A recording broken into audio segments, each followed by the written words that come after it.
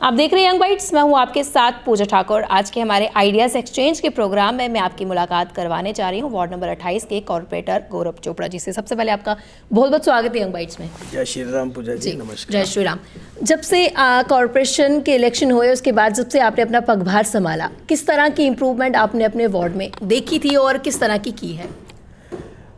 पूजा जी, जब मैं जीता तो मुझसे पहले वहाँ भाजपा के ही कॉरपोरेटर थे पिछली बार, और 10 साल से वहाँ भाजपा के एमएलए जो रहे जम्मू वेस्ट से। लेकिन कहीं ना कहीं वार्ड नंबर 28 को, बख्शीनगर एरिया को, गूड़ा बख्शीनगर को इग्नोर किया गया, जिसकी वजह से जब मैं जीता तो मेरे ऊपर काम का बहुत ज़्यादा प्रेशर था। लेकिन मुझे यही सिखाया गया, मैंने अपने पिताजी से भी यही सीखा था कि जब आप जीत जाते हैं तो आपके लिए हर व्यक्ति इक्वल है, चाहे वो किसी भी पार्टी से हो, कांग्रेस से हो, भाजपा से हो, पीडीपी से हो, एनसी से हो, गरीब हो, अमीर हो, किसी भी वर्ग का हो, वो आपके लिए बराबर है। और मैंने सबसे पहले इस चीज़ को फॉलो करते हुए, जहाँ से मुझे कम वोट मिले थे, जहाँ लोग मुझे नहीं जानते थे, मैंने उन लोगों का वहाँ काम करवाया। आज भी मेरे वार्ड में अगर आप चलें मेरे साथ तो वहाँ लगभग 1 करोड़ का काम इस वक्त चल रहा है। ऐसे ऐसे एरियाज़ मैंने वहाँ आइडेंटिफाई किए थे और वहाँ डेवलप किए हैं। एक हमारी वहाँ शिशु समाधियाँ हैं पुलिस स्टेशन के ऑपोजिट। वहाँ इतना कूड़ा पड़ा होता था, इतना गंद पड़ा होता था, लेकिन आज मुझे फ़ख्र है कि मैंने वहाँ एक पार्क बनाया। आज भी वहाँ काम चल रहा है। एक हमारा वहाँ शौचालय है, उसको हम इम्प्रूव कर रहे हैं, उसको हम रेनोवेट कर रहे हैं, और एक वहाँ अच्छी सी लोगों की गाड़ियाँ जो लगाने के लिए वो पार्किंग बना रहे हैं। जैसे भी वो वहाँ के लोग चाहेंगे तो उसको उस तरीके से डेवलप किया जाएगा। गूड़ा राम मंदिर के अंदर, गूड़ा राम मंदिर के बैक साइड में इतना गंद था, इतना जंगल था, उसे हमने पूरा साफ़ कर वहाँ हमने एक बहुत खूबसूरत पार्क बनाया है। इसी तरह अभी एक काम चल रहा है, राजपूत सभा है वहाँ पे, उनके पास कम्युनिटी हॉल नहीं था, एक था नीचे छोटा, तो अब उसके वहाँ पे भी उसका निर्माण कार्य जो है वो चलना शुरू हो रहा है। तो कई तरह के काम जो है आपने किए हुए हैं। अभी भी आप अपने वार्ड को ब्यूटीफाई करने के लिए, अपनी वार्ड को इम्प्रूव करने के लिए कुछ ना कुछ काम जो है लगातार करवा रहे हैं। लोगों की बात की जाए, जब आप वार्ड में जाते हैं, लोगों से मुलाकात करते हैं, तो उनका क्या कहना रहता है और किन किन चीज़ों की उनको ज़रूरत है और क्या आने वाले समय में किस तरह से काम किया जाएगा? देखिए, तकरीबन तो सफाई से ही लोगों की ज़्यादा रहती है, लेकिन मेरा जो मानना था, मैंने जो कुछ डंपिंग पॉइंट आइडेंटिफाई किए थे, उसमें से लगभग मैंने एक हमारा पॉइंट रह चुका है, जो मेन रोड बख्शीनगर आर्य समाज के सामने, उसका हमें कोई अल्टरनेटिव नहीं मिल रहा कि हम वहाँ से उस डस्टबिन को कैसे रिमूव करें, वहाँ से कैसे गंदगी को उठाएं। वो बड़ी कोशिश कर रहे हैं। वहाँ से अभी ऑटोज़ भी हमारे पास 3 ऑटो हमारे चल रहे हैं। नाइट शिफ्ट भी हमने शुरू कर दी है बख्शीनगर के अंदर, लेकिन उसमें हमें लोगों का भी सहयोग चाहिए। एक कासम नगर के अंदर एक डंपिंग पॉइंट था, सबसे पहले मैंने वो डंपिंग पॉइंट ख़त्म कर वहाँ सिटिंग पॉइंट बनाया, और आज वहाँ मोहल्ले की जो लेडीज़ हैं, जो बुज़ुर्ग हैं, वहाँ बड़े अच्छे से बैठकर वो सर्दियों का मज़ा लेती हैं। सुबह वहाँ धूप सेकती हैं, धूप में बैठते हैं वहाँ के बुज़ुर्ग। हमें लोगों का भी सहयोग चाहिए जी। हमें दुकानदारों का भी सहयोग चाहिए उसमें जी। हर व्यक्ति का सहयोग चाहिए, तभी हम अपने वार्ड को मॉडर्न वार्ड बना सकते हैं जी।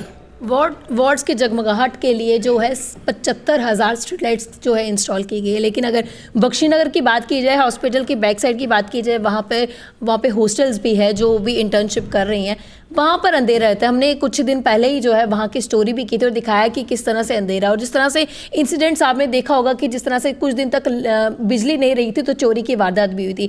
ऐसे में स्ट्रीट लाइट होकर भी वो वर्किंग में नहीं होना, किस तरह से देखते हैं आपसे? देखिए पूजा जी, बड़ी अच्छी बात आपने कही, और इस चीज़ के ऊपर बड़ी हमने हाउस में भी मैंने डिमांड रखी है, और मैंने लिखत में भी कमिश्नर को और मेयर साहब को, डिप्टी मेयर को रिटर्न में लेटर दिया है।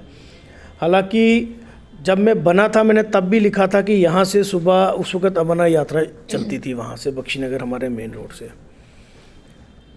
वीआईपी जितनी मूवमेंट है वहाँ से निकलती है। और सबसे बड़ी बात है कि मेडिकल कॉलेज जो है, हॉस्पिटल जो है वहाँ पे है, गर्ल्स हॉस्टल वहाँ पे है, जब भी मेरी बात होती है अधिकारियों के साथ या किसी के साथ भी बात होती है तो वो कहते हैं कि अगले महीने से आपकी लाइटों का काम वहाँ शुरू हो जाएगा। इवन कि जब हमारा माई टाउन माई प्राइड जब प्रोग्राम था उसमें भी जो एडवाइज़र्स जो वहाँ आए थे, मैंने उनके साथ भी ये बात डिस्कस की, तो फौरी तौर पे उन्होंने एक्शंस कंसर्निंग एक्शंस को कहा और वहाँ उन्होंने बोला कि हमें केबल की प्रॉब्लम, हमें तार की प्रॉब्लम है। तो बड़े अफसोस से कहना पड़ता है कि अभी तक वहाँ पे वो तार नहीं लगाई गई, अभी तक वो स्ट्रीट लाइटें 75,000 स्ट्रीट लाइटें पता नहीं कहाँ गुम हो गई, वो उस एरिया में नहीं लगाई गई। मैंने इनको कहा कि मेडिकल कॉलेज से लेके पवन आइसक्रीम के बीच में हमें इतनी इमरजेंसी है। आपको याद होगा वहाँ एक शायद PWD के या PD के एक्सीडेंट थे सरदार जी, जिनकी आर्य समाज के बाहर गाड़ी का एक्सीडेंट हुआ और उनकी डेथ हो गई थी। 2 बच्चों का और वहाँ पे एक्सीडेंट हुआ। उसके बाद जब वहाँ पे FIR लगा ट्रैफिक पुलिस के ख़िलाफ़, PWD के ख़िलाफ़, म्यूनसिपैलिटी के ख़िलाफ़, हम सब लोगों के ख़िलाफ़ जब FIR लगा, वहाँ मौके के ऊपर सारे अधिकारियों को बुलाया मैंने। उसके बाद जाकर मुझे एक हाई मास लाइट मिली और वो मैंने आर्य समाज पार्क के बाहर वहाँ पे लगाई, जिससे मेन रोड वो डिवाइडर जो है वो अब लोगों को दिखना लग गया। तो क्या कहना चाहेंगे जहाँ पर ये अभी स्ट्रीट लाइट, जिस तरह से मैं बोल रही हूँ गर्ल्स का जो हॉस्टल जो इंटर्नशिप कर रही है वहाँ पर, क्या जब तक वहाँ पर हादसा नहीं होगा क्या तब तक लाइट्स नहीं मिली? क्योंकि हादसे के बाद हर कोई कैंडल मार्च निकालता है, अफसोस जताता है, क्या उससे पहले उस पर संज्ञान लेना ज़रूरी नहीं है? देखिए, कह कर यही मैंने कहा कि इनके करनी और कथनी में फ़र्क है। पिक एंड चूज़ की पॉलिसी जो है ये मेयर साहब यहाँ पे करते हैं। मेरे यहाँ एक्सियन हैं लक्ष्मण जम्वाल, मैंने उनसे 10 दफ़ा बात की इसके बारे में। वो बोलते हैं जी बस 3 दिन में काम शुरू हो जाएगा, या अगले महीने आपका काम शुरू हो जाएगा, हमने कंपनी को ऑर्डर दे दिया हुआ है। लेकिन वो ऑर्डर कब दिया है, कब आएगा, कब नहीं, आप देखें कि उस एरिया में इतनी नॉनसेंस क्रिएट होती है। वहाँ इलीगल एम्बुलेंसें लगी हुई हैं, अब वहाँ पार्किंग बन गई है, वहाँ मेन रोड के ऊपर गाड़ियाँ लग रही हैं। भगवान ना करे वहाँ पे कोई इंसिडेंट होता है, किसी बच्ची के साथ कोई छेड़छाड़ होती है या किसी और व्यक्ति के साथ, या कोई एक्सीडेंट का घर बनता है, तो कौन रिस्पॉन्सिबल है? लोगों ने तो वहाँ पे इकट्ठे खड़े होना और पता कराना है किसका वार्ड है जी, कारपोरेटर कौन है जी, बस कारपोरेटर के खिलाफ नारे लग जाएंगे, एडमिनिस्ट्रेशन के खिलाफ नारे लग जाएंगे।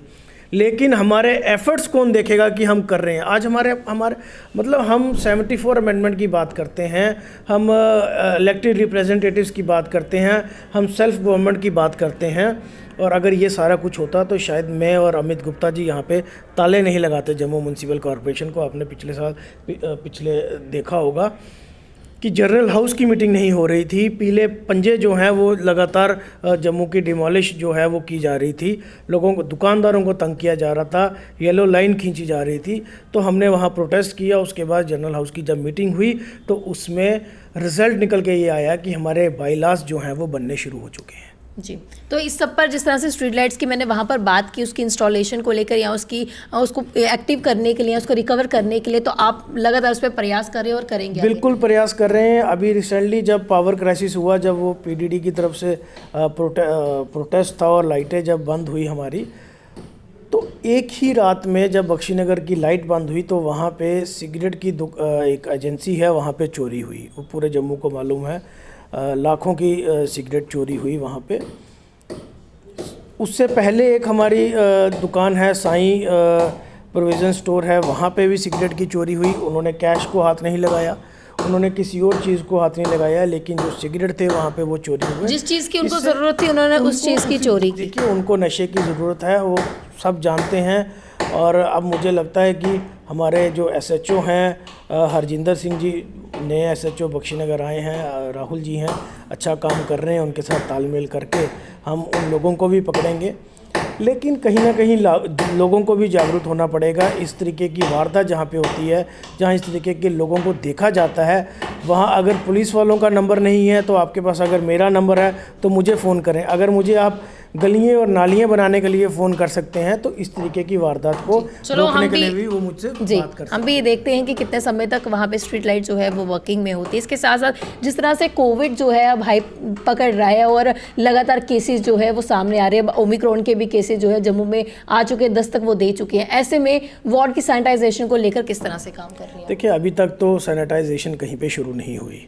लेकिन जब स्टार्टिंग में कोविड आया, हमने हर घर को 3-3, 4-4 बारी खुद जाकर सैनिटाइज़ किया, मेरी पूरी टीम ने सैनिटाइज़ किया। लेकिन आहिस्ता आहिस्ता म्यूनसिपैलिटी की तरफ से सैनिटाइजेशन की ड्राइव जो है वो कम कर दी गई।